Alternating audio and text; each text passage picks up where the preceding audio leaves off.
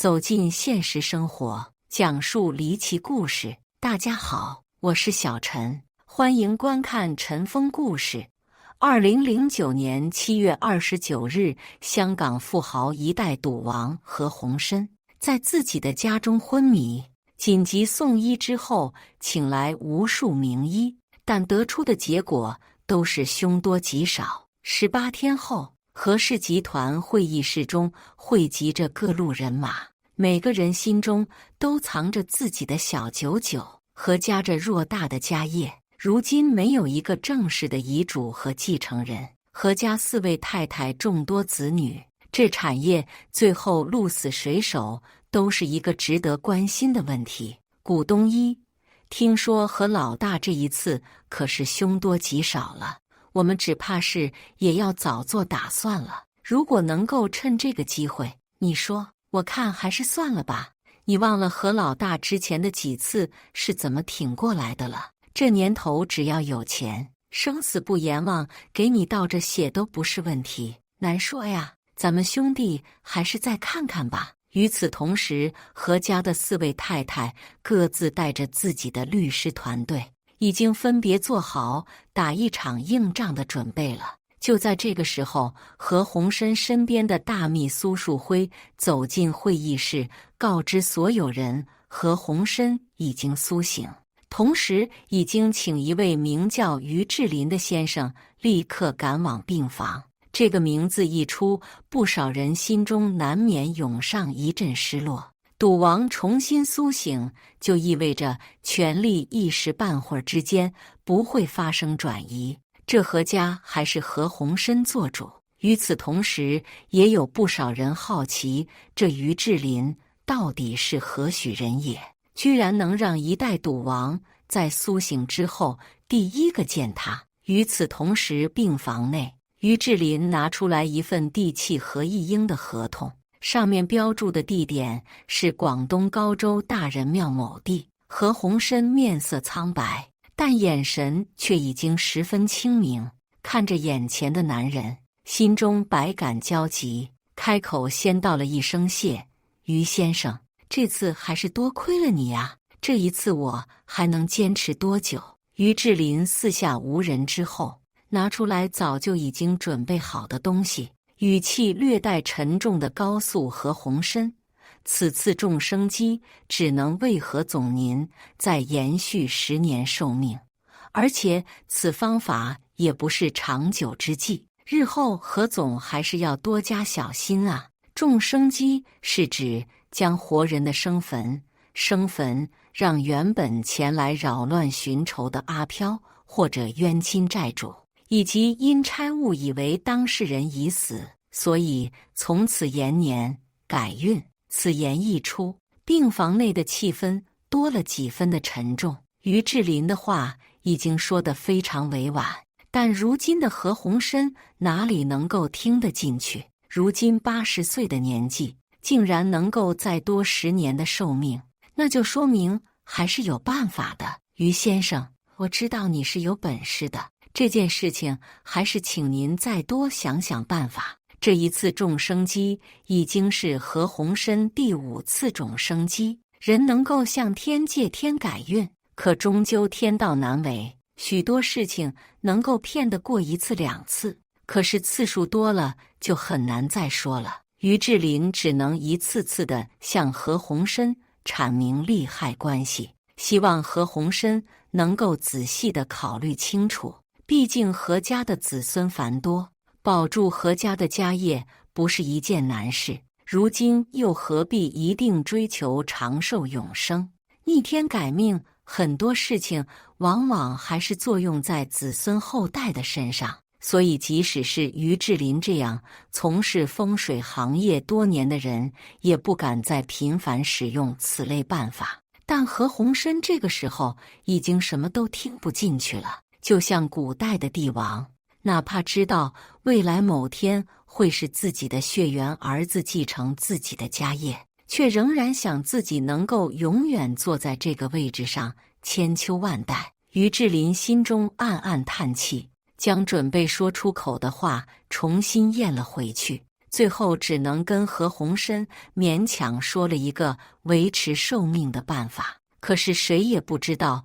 究竟说了什么。于志林说出来的这个办法让何鸿燊沉默了许久，但最后还是让秘书打了一笔钱，让他去安排准备这些事情。于志林带着钱离开了香港。这个时候，何鸿燊的身体也在一点点好转。经过长达1个半月的时间，何鸿燊终于回到了家里面，同时开始着手处理之前住院期间公司的一些事务。就在众人以为何鸿燊利用风水之术再一次起死回生的时候，古怪的事情却发生了。何鸿燊的子女接连遭遇不顺，一开始家里的人都没有将家中子女的不幸之事联想到种生机上，直到已经接管何鸿燊公司的何超凤忽然回到香港，众人才明白什么是种生机。种生机是生命的根基，意思是生人当死人办，运用天地灵气，将生人的发肤、血、牙、指甲、衣物连同生辰八字埋入风水龙穴中，以求转运目的。种生机可助人增强运势，旺财运、旺事业、旺官运、旺贵人、旺学业、旺桃花、旺婚姻，也可以改变婚姻不顺的状况。然而世间因果都是早已经注定了的，就算许多事情能够强行逆天改命，可终究也会顺应天理。何超凤这一次回来，就是因为自己的孩子莫名在1个月的时间里面遭遇了2次车祸，只是这2次的车祸都没有伤及到孩子的根本，但终究是见了血了。这让原本就强势能干的何超凤想起了这一次父亲的病情的突然好转，再加上于志林的出现，都让他认识到了这其中的诡异之处。何超凤在回来之前就已经找了私家侦探，对家中几个兄弟姐妹的近况做了调查，多多少少都出现了一些不顺利的事情，除去不大不小的意外，再还有生意上的失利和亏损。只不过何家家大业大，对于生意失败这一点亏损的金钱压根不怎么放在心上。可是被何超凤这么一提醒，大家的目光不由得落在了自己父亲的身上。何超凤更是十分直白地问何鸿燊，此次种生机的风水之地选择在了哪里？可何鸿燊一直拒绝这个话题，并且提醒何超凤少管自己的事情。何超凤拿出于志林在广大高州市寻找风水宝地的照片，从照片的拍摄时间和于志林的特殊身份，以及背后出现的风水法阵，何家的众人纷纷明白过来，何鸿燊再一次用种生机的办法为自己续命。可是奇怪就奇怪在香港种生机的富豪数量不少，何鸿燊也不是第一次种生机，何鸿燊这一次却遮遮掩掩，不想让人知道，这才是让何家人真正起了疑心的地方。何超凤这个时候拿出了何鸿燊的转账记录，以及委托私家侦探查到的一些其他事情。种生机虽然在香港流传的时间和范围都是最广的风水之术，可是真正能够做到何家这样大富大贵的却是少之又少。最主要的原因就在于何家种生机的机缘非常难得。种生机最大的难点就是所种之家族必须是福荫绵长，而所种人又必须是福泽深厚，福荫绵长才能得到祖先的庇佑，毕竟这是有违天道之事，而福泽深厚之人才能不会对后人产生不利的影响，否则强行种生机，非但达不到效果，还有可能反噬后人。何鸿燊的伯祖父何东发迹后，偶然得到江西堪舆大师陈朝义日的指点，在香港找到祁龙结穴这个风水宝地，也是现在人们称为招远坟场。可以说，何家现在的气运有一半的机缘都是从祖上福泽深厚的人那里得来的，所以何家的子孙对于这种事情一直都是不愿意提起的态度。然而何超凤此时一语激起千层浪，何家种生机一直都是依靠祖辈，可是这一次种生机，在风水之地里面放入的东西，居然何家近2代小辈的亲近之物，比如头发、指甲以及贴身的衣物一类的物品。也就是说，何鸿燊在利用下一代福泽和阳盛之气，在为自己延续寿命。这就是何家子孙在这一段的时间里面为什么会接连遭遇不幸。何家所有人都有所怨言，但是到底顾及着何鸿燊如今的威望和地位，没有太过发作。可是几乎所有的何家子孙纷纷离开香港，或者离开何鸿燊的身边，可何家倒霉的事情仍然在不断的发生。这个时候，何家才意识到了事情的严重性。偏偏这个时候，何鸿燊的身体状况再一次出现问题，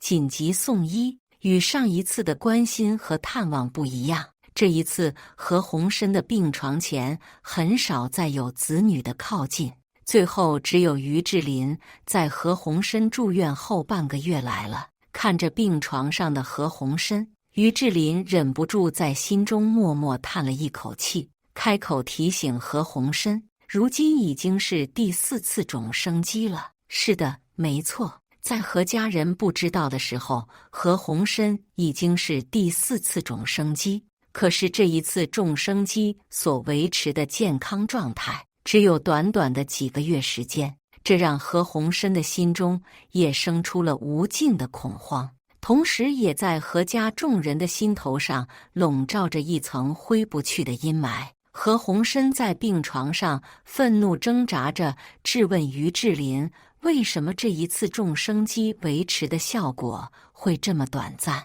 这让他有一种时刻在阎王殿门口徘徊的恐慌感。何鸿燊不知道自己还能坚持多久，这种偷来的健康还能保证自己活多久。唯有一点是最清楚的，那就是他还不想死，他要活着。于志林被何鸿燊逼问不过之后，只能吐露真情。原来自从何家人知道种生机的真相之后，心中的抗拒十分明显，更是暗中请了不少的风水师从中抗衡。甚至在于志林返回香港的前不久的时间，原本为何鸿燊准备好的种生机的风水宝地也被暗中破坏，种生机的场地一而再再而三地受到破坏。从某一种程度上来说，就是已知此事是假，作为替代，故而真正的报应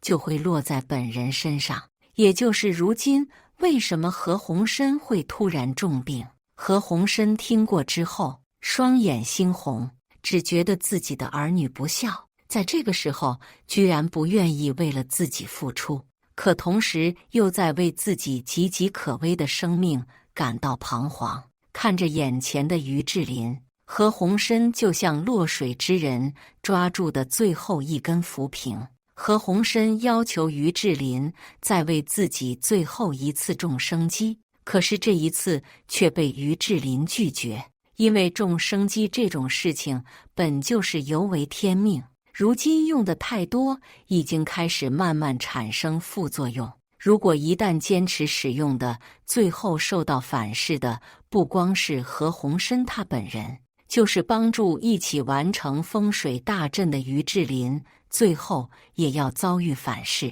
这种反噬包括于志林本人的性命。于志林看着眼前已经接近疯狂的何鸿燊，无奈叹气：何总，你我这么多年的交情，若是我能够做到，那我定然为你做。可如今这种情况，你尚且自身难保，如今就算是我强行为您种生机，如果一旦遭到反噬，只怕是一旦反噬，根本没有回天的余地。现在这种情况对您来说已经是最保险的办法了。我可以重新回到广东，完善这个风水阵法，保证您。不，这不是我最后要的结果。我相信您一定是有办法的。我听说您儿子马上就要出国留学了，这后面娶妻生子都是一大笔的费用。志林，你只要帮我完成这件事情，这些事情我都可以找人给你解决了，如何？哎，何鸿燊不断开出高价，可于志林这一次说什么也不同意，最后径直离开了医院，一个黑色身影尾随跟上。3天之后，于志林再一次来到了医院，不同于上一次来医院的时候那么抗拒，这一次于志林首先拿出来了一份资料，然后开始缓缓为何鸿燊介绍起来。种生机的办法已经不可能再行得通了，但是还有一个办法能够挽救何鸿燊的性命，那就是七星灯续命。七星灯又名续命灯、招魂灯，在历史上用七星灯为自己续命的有2人，一人是三国时期诸葛亮，另一人是明朝的军师刘伯温。三国，诸葛亮伐魏，至6出祁山，心血日耗，自知不久，以后世嘱托诸将，将为未用其寿之法，挽回天命。诸葛亮乃设七星灯，终日不刚踏斗以攘之，但最后诸葛亮因为一事被打断，最终还是殒命。这一点让何鸿燊心中颇为忌惮，迟迟没有点头同意。于志林也不着急，只是将有关七星灯续命的所有原理以及利弊危害的材料留给了何鸿燊。就在何鸿燊考虑的期间，就因为并发症发作，再一次进行抢救。这一次抢救结束何鸿燊仿佛一瞬间苍老了10岁，只能再一次将于志林叫了过来。七星灯续命成功的案例毕竟太少了，何鸿燊不断询问，如果一旦成功，能够为自己增加多少的寿命，或者说失败对自己而言有什么危害。于志林告诉何鸿燊，诸葛亮七星灯续命失败，是因为诸葛亮的寿命本身也所剩无几。可是因为前几次种生机的经历，何鸿燊原本就有10年的寿命。如果七星灯续命一旦成功的话，所延续的寿命就可以再增加一些。即使是七星灯续命失败，也不会减少原有的寿命。这些话说完，才让何鸿燊的心里有底了一些。与此同时，何鸿燊治疗结束之后，便直接让于志林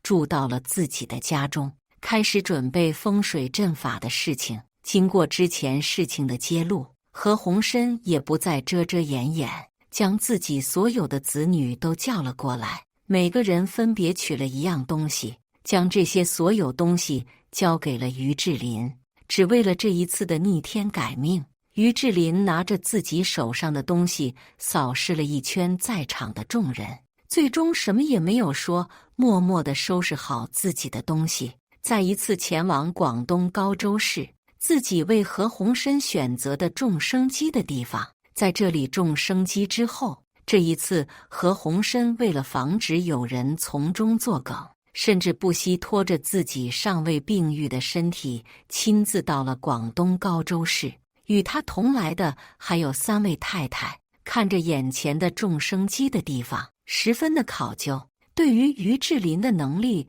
更加信服了几分。于志林在这里拿出风水之物，开始准备好，不久之后到场，同时还有需要准备的东西。于志林看着眼前的人，何鸿燊告诉他，准备工作起码要进行1个星期，让何鸿燊先回酒店等待自己的最后布置。长时间在野外风吹露宿也不利于何鸿燊养病。1个星期之后，何鸿燊再一次过来的时候，手上还拿着一个红色的布包，里面装着都是血缘亲人的亲近之物。于志林完成基本的阵法之后，让何鸿燊将受伤的布包放入整个坟场西北角的位置，同时要求何鸿燊将自己的一缕头发放了进去。之所以这么做，就是为了保证七星灯续命能够更准确的生效。何鸿燊不疑有他，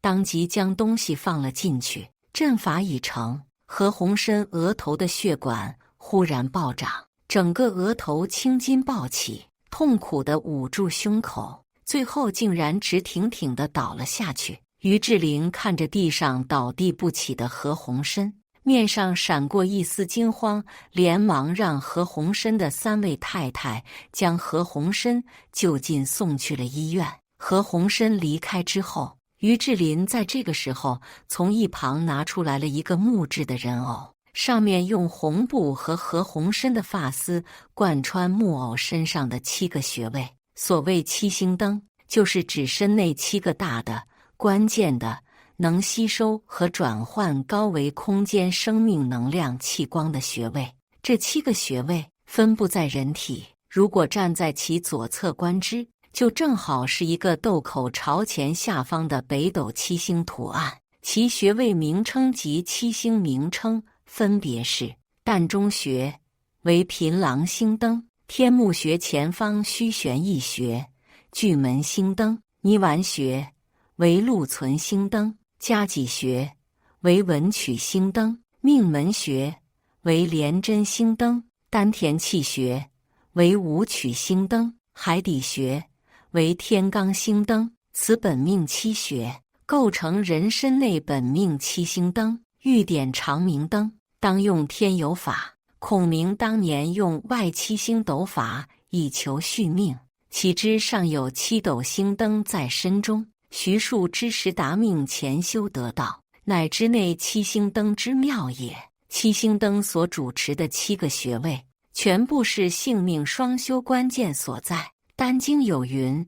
由此向上依着，千圣秘而不传。后世学徒所以罕闻罕遇，人若明得此窍，真可以夺神功，改天命。凡人身属北斗，命由天府，凡有恶难，当投告北斗，即获安康。但凡流年不顺，运线迟流，身染恶疾等，都可以布此灯来化解。此灯运用24道解厄灵符来化解24种厄运，然后上表本命星君。因每个人根据出生的年月不一样，所拜星君也自然不同。查询自己的星君是哪一位，然后再根据自己出生的日子来推算出自己的星座灯图、踏纲、书符，念经咒催持，符主自然可以转运消灾，遇难成祥。可于志林这个时候将人偶身上的7星灯放入的种生机之中，就等于用活人之命替阴间之事。何鸿燊所有的富贵气运在这个阵法里面都将给自己的子孙后代。与此同时，还用了一些法子，让何鸿燊的意识仍然保持清醒，可是行为却大相径异。于志林做完一切之后，以最快的速度回到了香港，收拾了东西，暂时离开了香港。当时何鸿燊5次种生机已经到了极限，窃用自己后代的寿命和气运，更是损阴德的事情。于志林第5次种生机之后，发现他竟然渐渐开始痴迷此道，心中就已经预感不妙。这种事情不可能长期维持，更有违天命。最重要的是，于志林发现第5次种生机完成之后，自己的周遭居然开始出现了一下诡异的事情，这让于志林的心中愈发的不安起来。在他走出医院的那一天，何家的3位太太共同派人来请了自己，表达出来的意思只有一个，那就是种生机这种事情不能再继续。不光不能继续，之前何鸿燊从后代身上拿走的东西，如果能够还回来，那就再好不过了。几个人如此明显的暗示，让于志林心中已经有了打算。可如果一旦自己失手，自己的名声扫地，日后只怕是在香港这个地方，想要再抬头都不是一件容易的事情。可是何家三位太太能够做到如今的位置，又怎么可能不明白于志林心里的想法？当即表示，只要于志林愿意配合这一场戏，剩下的所有事情都交给他们想办法，不会有一点影响的。一代赌王5次中生机之后，终于走到了自己的死路上。生死有命，富贵在天，就算是再高明的手段，也为拗不过天命。不过这其中是天命还是人意，有的时候也是很难说的，或者两者兼而有之，也说不定。感谢大家的观看，欢迎大家在下方评论区讨论。如果你喜欢这类故事，记得点击订阅陈峰故事，并分享给更多的人，这会对我帮助很大。再次感谢大家的观看。